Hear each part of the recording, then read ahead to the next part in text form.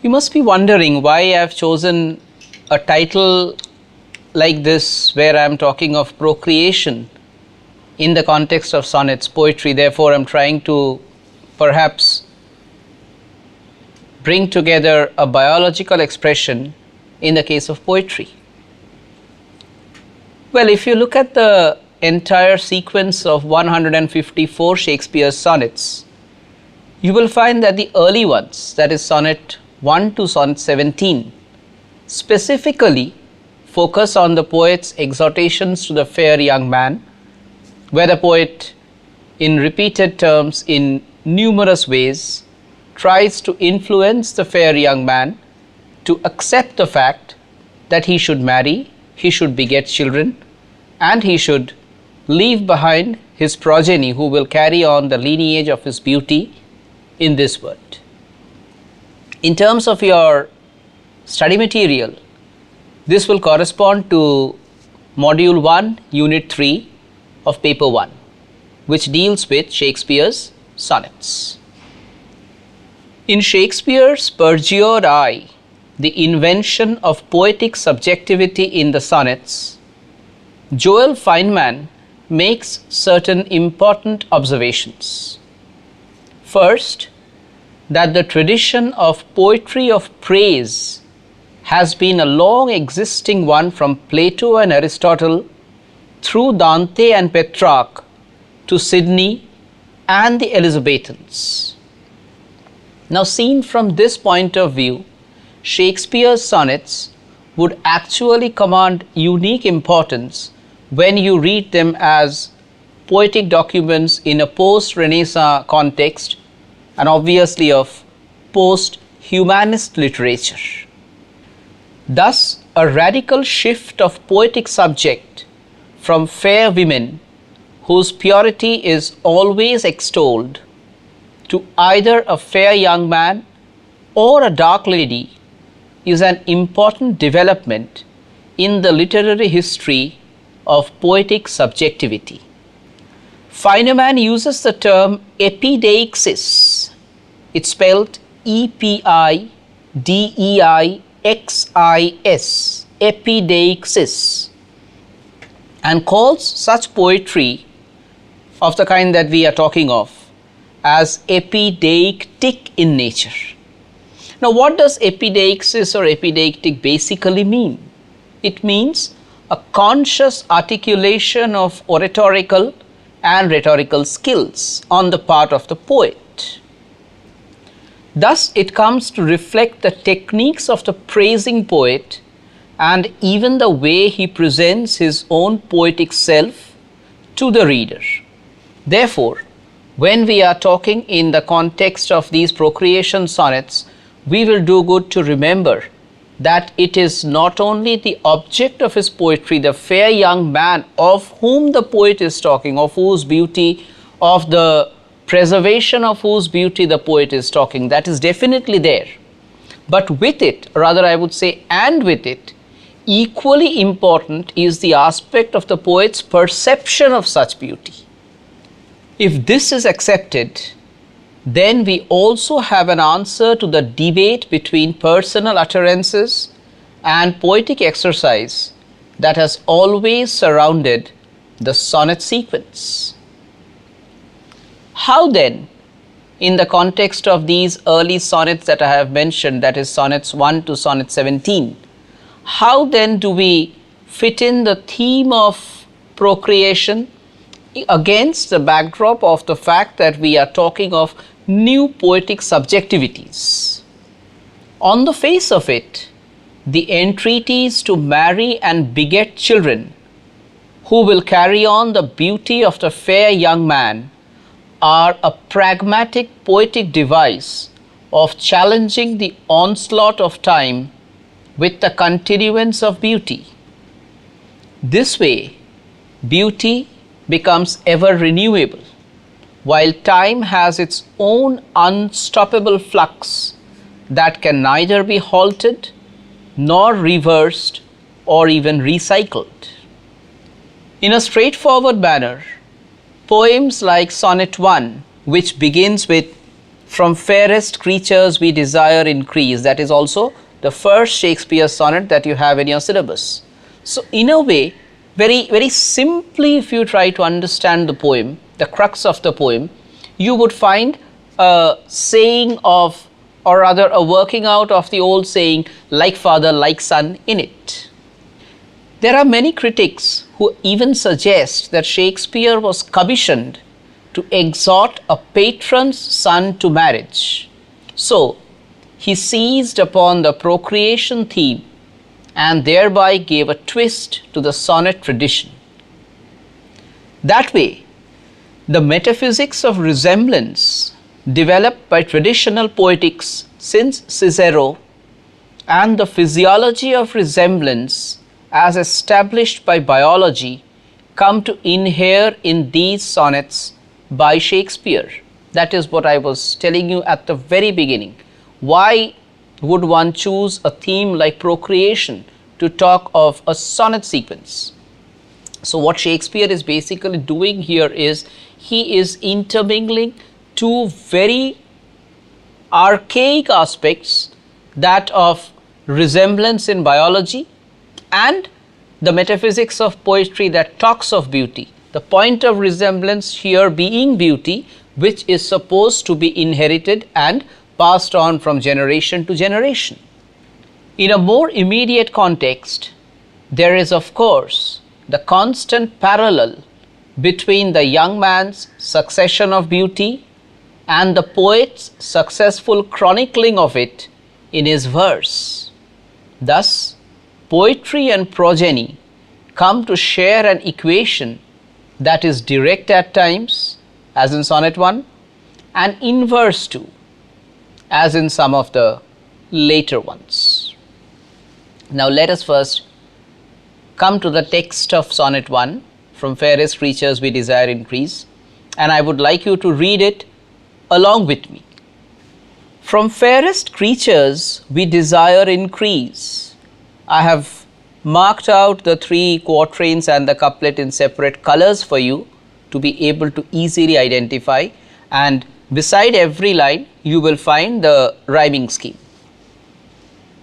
From fairest creatures we desire increase, that thereby beauty's rose might never die, but as the riper should by time decease, his tender air might bear his memory. But thou contracted to thine own bright eyes. Notice the metaphysical quality of logical coherence. The first stanza, the first quatrain, is a statement. The second quatrain, which is a contradiction of that statement, therefore has the very unpoetic word but at the beginning. But thou contracted to thine own bright eyes, feedest thy light's flame with self-substantial fuel, making of famine where abundance lies, thyself thy foe, to thy sweet self too cruel. Thou that art now the world's fresh ornament, and only herald to the gaudy spring, within thine own bud buryest thy content, and tender churl makest waste in niggarding. Pity the world, or else this glutton be, to eat the world's due by the grave and thee. There are a few aspects that I would ask you to keep in mind as I go on to an analysis of the poem quatrain by quatrain. The first of these is the rhyme scheme, the Shakespearean rhyme scheme being ABB, ABAB, CDCD, EFEF, GG.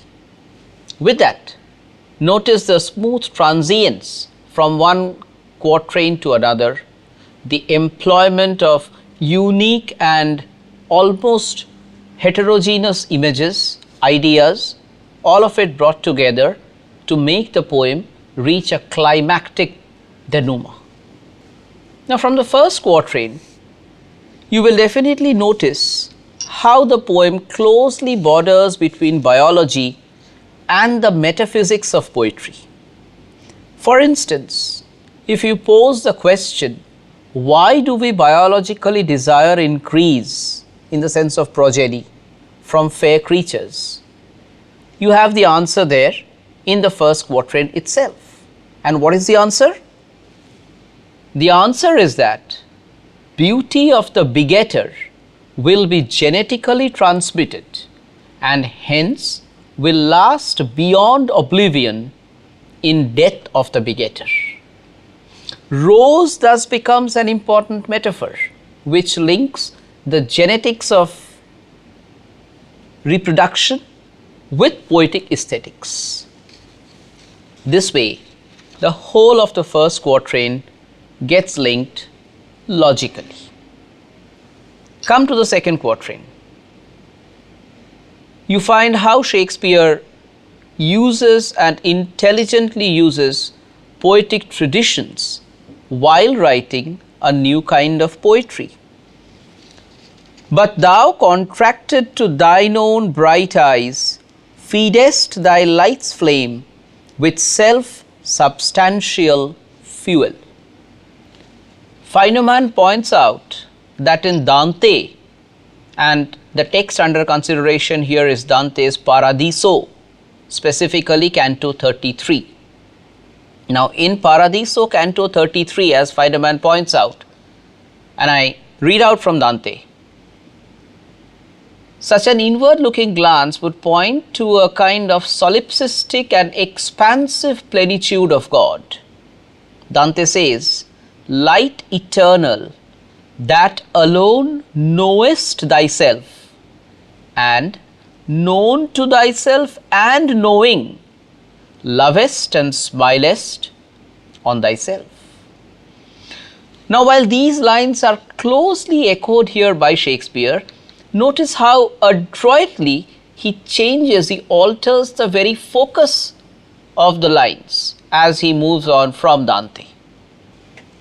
The young man's poet sees this as a kind of a self-depleting and narcissistic mechanism of withholding one's natural plenty in a way that turns disruptive, almost disjointed, as it recoils upon the self. The words famine and abundance that come in the third line of the second quatrain, making a famine where abundance lies. So, famine and abundance, you understand, are contrary ideas that are brought in very close association, thereby implying the paradoxical nature of the act of not understanding the need to beget his progeny. And what is the result of this? Obviously the next line, thyself thy foe, to thy sweet self too cruel. So it's a kind of a self-annihilation that the poet is accusing the fair young man of perpetrating upon himself. Now what do we have in the third quatrain? From a personal to a more generalized perception is where the third quatrain will lead us. It has a mix of adulation and admonition. We were talking of the tradition of the poetry of praise.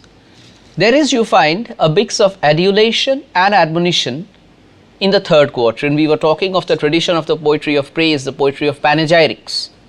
And here again, you find the uniqueness of Shakespeare's treatment of the sonnet itself. It is no beautiful woman that he is extolling. He is actually extolling, making a panegyric, yes, of the fair young man, and immediately following it by his admonition of the fair young man too. Let me get back to the text. Thou that art now the world's fresh ornament, and only herald to the gaudy spring. Now notice here that the praise embedded in spring as an ornament comes with a natural qualifier. And what is the natural qualifier? The transience of spring. Spring is just a season in the annual cycle of seasons. So, if there is spring, there is a winter, and also there are the other cycle of seasons. Therefore, spring is what the poet perceives as the present stature of the young man's beauty. But definitely, the spring of today will fade into the winter of tomorrow. The question therefore is, what does he do to preserve this beauty? If not for himself, at least for the world to behold. So this thought is more pronounced in other sonnets also, that deal explicitly with the theme of inverse relationship between beauty and time. And now to come to the admonition part of it, the next two lines of the third quatrain. What do they say? Within thine own bud buryest thy content, and tender churl makest waste in niggarding.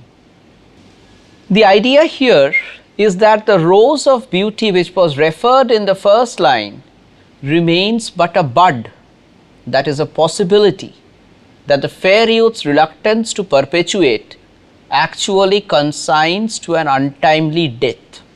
So the bud in itself is a promise of new life, but then if new life is to spring forth, necessary measures have to be taken, and here the bud therefore has come to encapsulate the youth's beauty itself, and its springing forth into life also includes the aspect of its being carried on for posterity, which the fair youth refuses, and in that sense the bud as a possibility is annihilated. Thus the future is not allowed to blossom.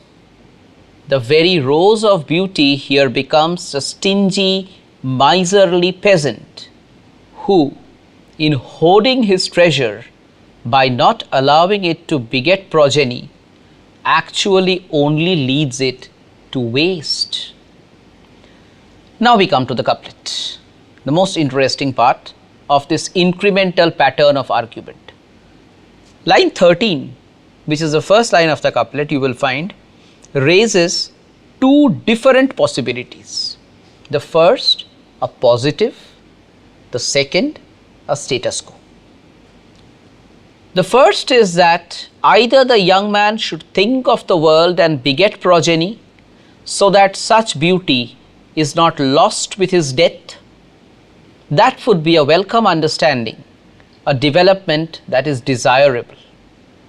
Second, he can choose to remain the self-consuming eater, a glutton, that in the poet's words he already is. So, the outcome of the second is taken up further and highlighted in the last line. To eat the world's due by the grave and thee.